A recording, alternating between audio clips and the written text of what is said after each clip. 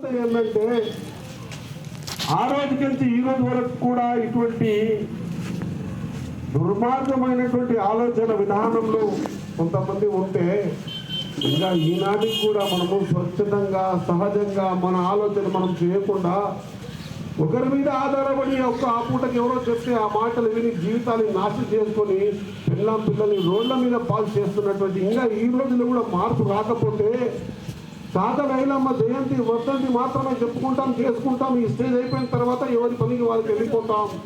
సాధన ఐలమ్మ వారసత్వ రక్తం మన నెత్తుని రక్తం మన శరీరంలో లేదా ఒక్కసారి ఆలోచించి వాళ్ళిచ్చిన స్ఫూర్తి ఆ రోజు నిజాం పరిపాలనలో ఇసునూరు దొరల ఆకృత్యాలతో ఎదిరించినటువంటి శక్తి సామర్థ్యాలు కలిగినటువంటి చాకల ఐలమ్మ మనం సెప్టెంబర్ 17 రోజు చేసుకున్న నిజాంకుశ పరిపాలన స్వతంత్రం వచ్చిన మన భారతదేశానికి 13 నెలల తర్వాత అందరూ 1947 ఆగస్టు స్వతంత్రం వస్తే మనకు 1948 సెప్టెంబర్ 17కు నిజాంకుశ పరిపాలన నుంచి విముక్తి పొందిన మన తెలంగాణ ఆ మధ్యకాలంలో పోరాటం చేసినటువంటి చాకలి ఐలమ్మ కొమరం భీం గోండు ఎంతో మంది పెద్దోళ్ళ జీవితాలు త్యాగాలు చేసి వాళ్ళ చావుని పరంగా పెట్టి వాళ్ళు మనం చూపించిన బాటని ఎందుకు మర్చిపోతా ఉన్నాం ఒక్కసారి ఆలోచన చేయాలి.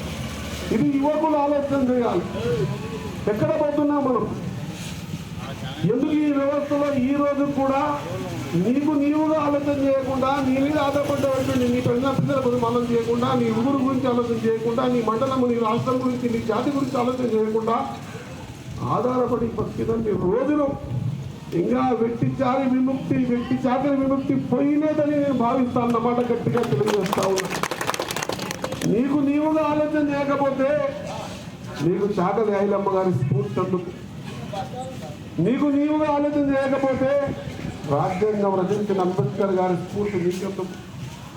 నీవుగా ఆలోచన చేయకపోతే మన కోసం ప్రాణ త్యాగాలు చేసిన అల్లూరి సీతారామరాజు గారికి ఎంతో మంది యోధులు ఈ దేశంలో మన కోసం ఈ రాష్ట్రంలో ఈ ప్రాంతంలో మన కోసం ప్రాణాలని పణంగా పెట్టి తృణప్రాయంగా నా ప్రాణాలు వద్దు నాకు ఇది కావాలి వీళ్ళు నా వెనుకబడ్డ జాతులు బాగుపడాలనే ఆలోచనతో ముందుకు వస్తున్నటువంటి వాళ్ళ కోసం వాళ్ళు చూపించిన బాటని జనానికి మనకు చేత కాకపోతే ఇక మన బతుకులు ఎందుకు?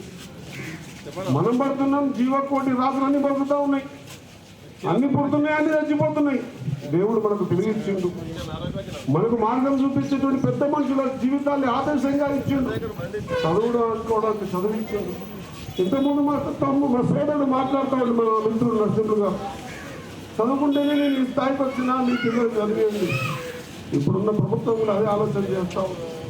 ఎప్పుడెప్పుడు లేని విధంగా మొట్టమొదటిసారి చదువుకే ఇంపార్టెన్స్ ఇచ్చి స్కూళ్ళు తెరవగానే బుక్కులు బట్టనిచ్చి ఈరోజు మీరు ఒకసారి గుర్తుపెట్టుకోవాలి ఈ నియోజకవర్గంలో చదువుకిచ్చిన ఇంపార్టెన్స్ గురించి.